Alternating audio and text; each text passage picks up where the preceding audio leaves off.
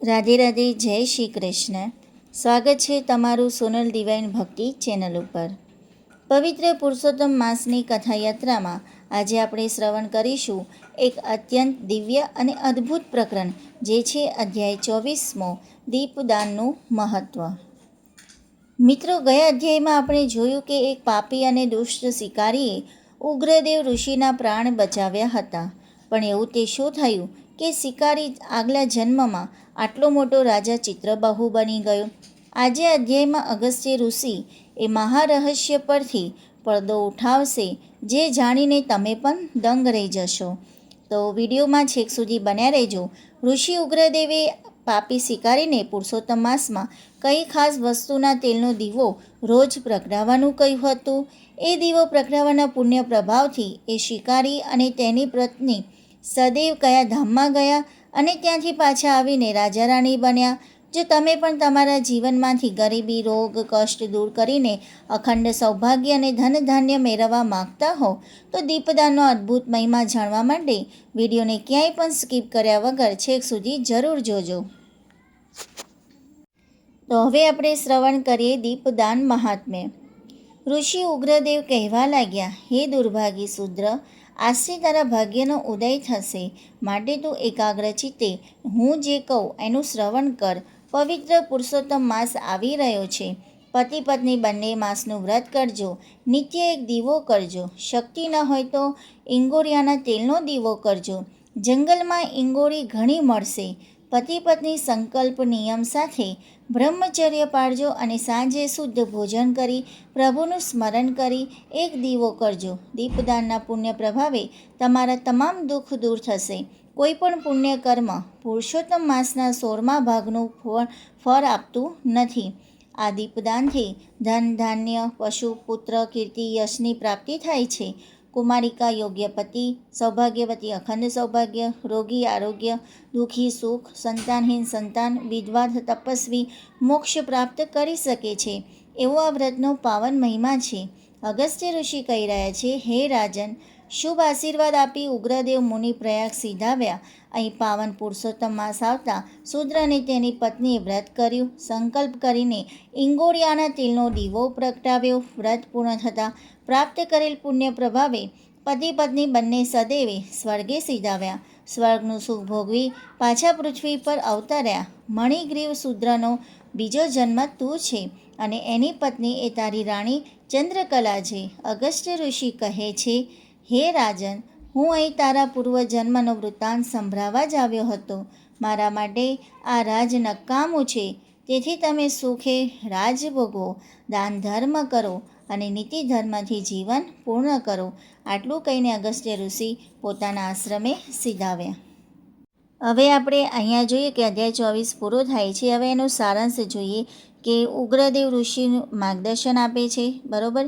શૂદ્ર જે શિકારી હોય છે એમના પ્રાણ બચાવ્યા હોય છે, ત્યારે ઋષિએ તેનો ઉદ્ધાર માટે પુરુષોત્તમ માસનું વ્રત કરવા કહ્યું અને સાથે સાથે એક એવું સરસ મજાનું સજેશન આપ્યું, માર્ગદર્શન આપ્યું કે ઇંગોરિયાના તેલનો દીવો પ્રગટાવવાની આજ્ઞા આપી. બીજું, દીપદાનનો અદ્ભુત ચમત્કાર. શિકારી દંત પત્નીએ પૂરી શ્રદ્ધાથી વ્રત કર્યું અને એમને દીપદાન કર્યું અને સ્વર્ગનું સુખ ભોગવવા ગયા. પૂર્વજન્મનું જોડાણ અગસ્ત્ય ઋષિએ સમજાવ્યું ચિત્રબાહુને. તો આ અધ્યાયમાં આપણે આ સમજ્યા છીએ. હવે અહીંયા આપણે જોઈએ કે આ ઇંગોરિયાનું તેલ, બરાબર. હવે ઇંગોરિયા એ શું છે એ આપણે જોઈએ તો એક કહેવાય કે ચીબડા જેવા દેખાતા એક વનસ્પતિ હોય છે. એના ફળમાંથી નીકળતું તેલ હોય છે, જેને આપણે ઇંગોરિયા કહેવાય અથવા તો હિંગોરિયા કહેવાય છે.